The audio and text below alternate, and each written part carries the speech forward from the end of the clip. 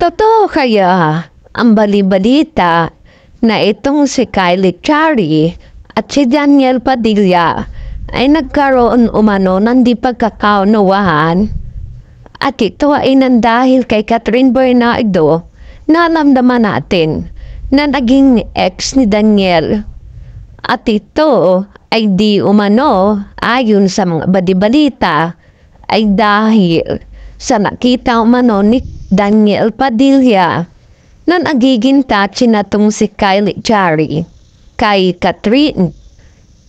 At ayon sa balita ay nakita daw ni Daniel na hindi na daw komportable si Catherine sa pagiging touchy ni Kyle.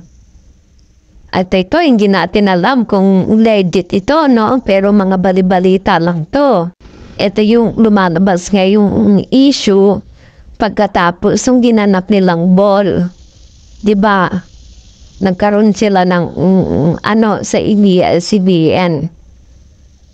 At ang tanong ngayon na maraming mga fans, bakit naman daw may karapatan pa ba si Daniel Padilla kay Catherine Bernardo na alam naman atin na break na sila 2 years na nakaraan? Well, siguro kung totoo man ito, baka naging concert lang talaga si Daniel. Siyempre, hindi naman agad mawawala yun dahil minahal naman niya talaga yung tao.